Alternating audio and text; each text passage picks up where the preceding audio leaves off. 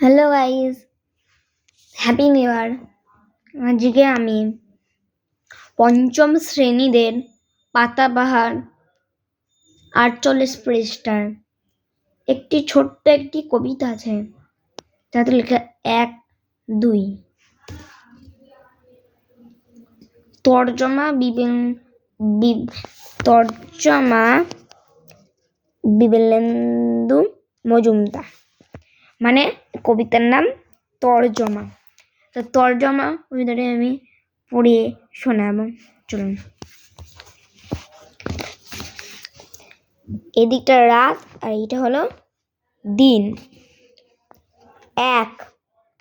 দিন শেষ হলো, রাত শুরু হলো। জ্যোৎস্না রাত হলেও তেমন আধার নেই। এই তো বেশ আছি।